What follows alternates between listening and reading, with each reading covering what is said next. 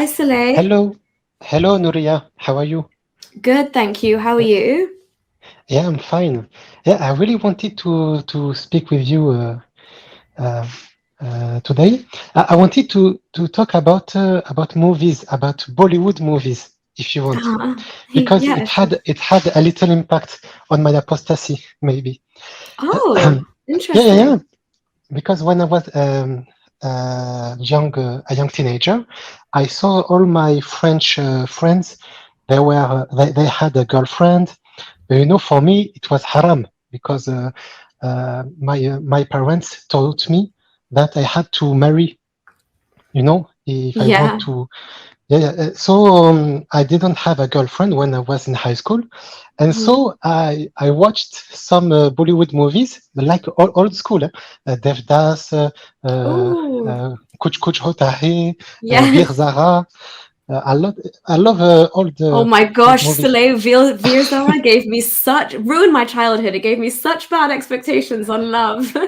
In one Oh, line, he goes, "There's somebody on this side of their border who would give their life for you," and I was like, "Oh, that is so sweet," but that's not real yeah, life. But yeah. absolutely. Mhm. In these movies, I saw a lot of statues of goddesses, with a lot of arms and heads, and I was shocked as a Muslim. I was afraid. Oh, they are praying statues. So I was really shocked. But then I could accept it.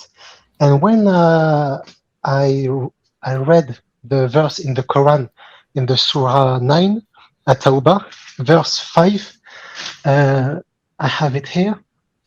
But once the sacred month have passed, kill the polytheist. Kill the Yeah. polytheist. Yeah. I was so shocked. I was in my 20s when I read it. I could not believe. So, but because I knew that Indians were polytheists, and I Mhm. didn't want to kill them. And I had a debate with a Muslim. He told me, no, it is a bad translation. It doesn't mean a polytheist. It means a traitor. A traitor. Yeah. And but me, he fooled me. But I know I read Arabic. He's a fool because Yeah. I Yeah. read Arabic and I read it and it's written mushrikun. Mhm. Mushrikun. It means an associator, a polytheist, someone who prays another thing than Allah.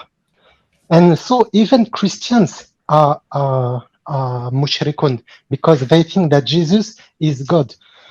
You know. Exactly. So it was a big hit for me. This verse, Surah At-Tawbah 9, verse 5, kill the polytheist. I could not believe it. Because you realize it Because, applies to everybody that commits shirk, even if their religion yes, is naturally that way. Yeah, exactly.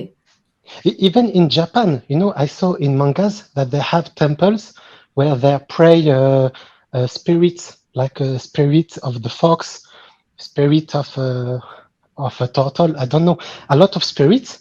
So uh, uh, they are mushrikun. So it was Yeah. a big That problem for me. that is a catch-all net, by the way. It's non-believers and mushrikun. Everybody gets caught in that net, to be honest, besides Muslims, if you think about it. It's a But yeah, so catch-all. but I think if I didn't watch Indian movies, maybe I would not be so sensitive about it. You know, um, because movies it can allow you to have an open mind, and maybe it's the most important to become an ex-Muslim. It's to have an open mind and not stay close. You know. And Soleil, it also humanizes those people.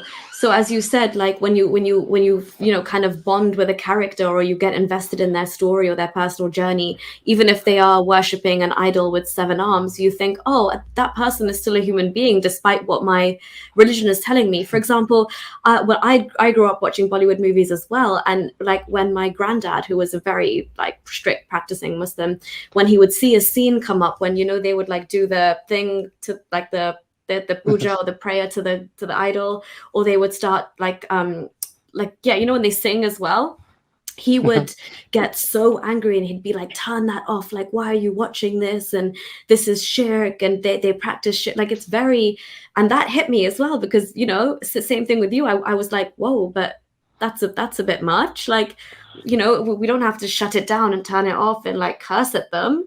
They are still just people.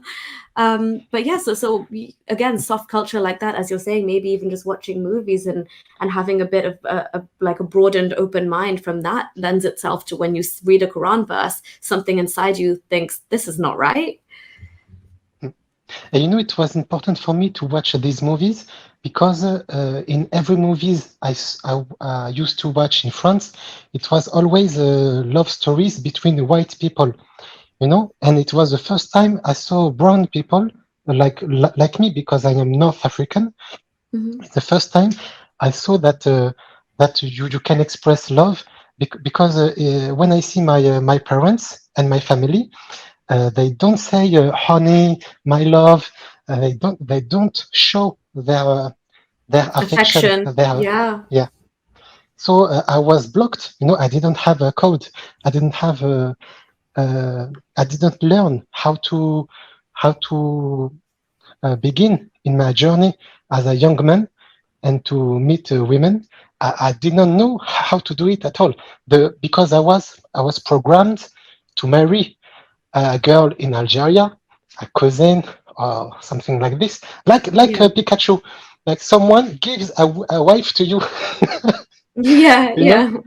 yeah.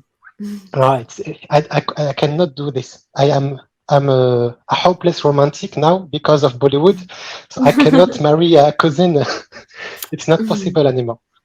Yeah, no, and that's why representation is so important, because, like you said, most Muslim families behind closed doors in our homes, we don't see our parents like showing much love or affection to each other. So we don't even really know what like a healthy display of affection is like. We don't see it. We just think, oh, maybe that's something that white people do, or like they're a lot more affectionate. You see your parents hug, you see them hold hands, you see them like use terms of endearment towards each other, whereas we probably don't see that as much. And again, in movies, as you're saying, it hits you when you see your own color being represented on the screen, and you see them going through the same normal aspects of life that other people would, but you were like, wow, why did I think this was not something I could do just because of where I'm from or what I look like. And now, obviously, thankfully, I think even in across Hollywood, hopefully I stopped watching Bollywood a long time ago. My bubble burst.